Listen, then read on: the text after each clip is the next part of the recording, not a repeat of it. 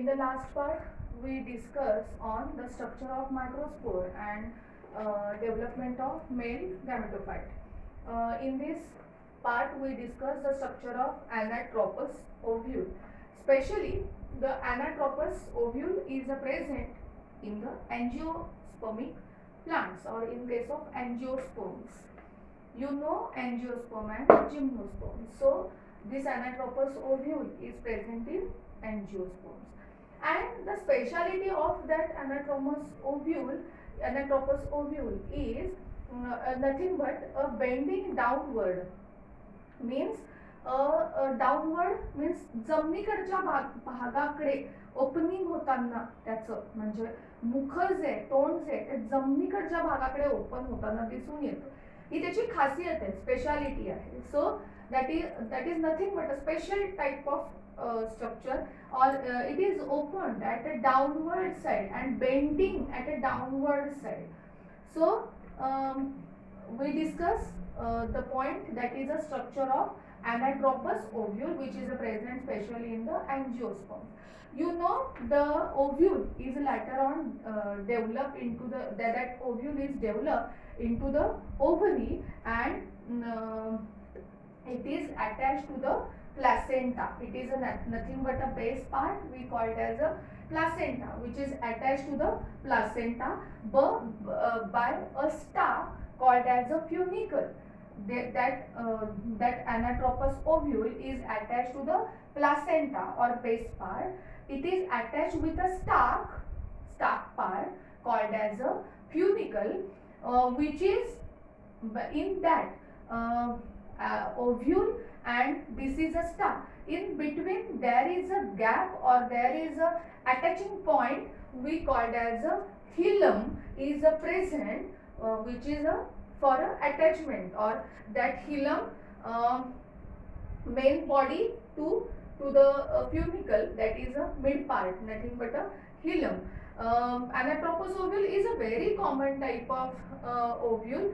We know here at a downward side there is a presence of micropyle, which is at a downward side or a bended downward side, and it is adjacent to the funicle. It is a parallel. We said as a parallel to the funicle. Micropyle is a parallel to funicle or adjacent to the funicle. That ovule consists of a central parenchymatous tissues are present. That the name, that is a nucellus, or nucellus, which is surrounded by a protective layer. There are two protective layers are present. It is nothing but a inner integument, and outer part is outer integument, inner part is a inner integument. Nucellus is covered with two integuments, outer integument and inner integument. That is a two protective layers or protective integuments. In case there is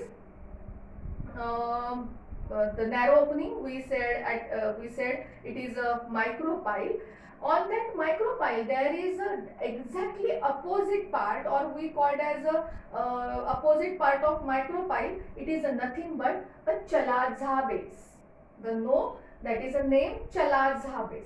Opposite to the micropyle there is a base, another base, we called as a Chalazha base, and that is a total embryo sac is oval multicellular structure embedded in that nucellus. In the nucellus, that is in their female gametophytes, or a pollen sac it is in a oval shape or in a multicellular structure embedded in that nucellus.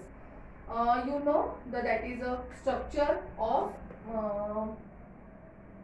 anatropous ovule. We discuss again. Here is the structure of anatropous ovule, especially in the angiospermic plants. It is a bended downward. That is a speciality of that ovule. It is nothing but that ovule develops inside the ovary. Here it is attached to the placenta. The attachment stalk is called as funicle, and that the total body is attached to the placenta with a funicle with a special point or attaching point, that is nothing but a hilum. In that, this is a total embryo sac, or we call it as a female gametophytes are present in between them in case of there is a nucellus, or in that is a sac like structure. This nucellus is covered with, this is a sac like structure, or this is a female gametophyte, no. So that sac is covered with two integuments, that is a inner integument and outer integument. In their inner and outer integument there are opening, it is parallel to the that funicle is called as micropyle. That opposite to that micropyle, the another base, it is called as a Chaladza base. So that is a total structure. Here is another part are there. Some antipodals are there present. In there some synergids are present. It is another secondary nucleus is also present in structure of anatromous ovule. This part is important for your diagram purpose. In paper, there are some diagrams you give for in paper. Structure of anatromous ovule is nothing but important for a diagram. So that is a total structure of anatromous ovule. After that we discuss female gametophyte, or that is a nucellus part, or female gametophyte, or megasporogenesis. The another process like we discussed in the last lecture, that is a microsporogenesis.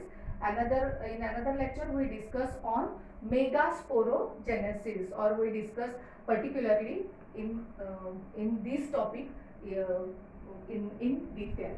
Okay, thank you.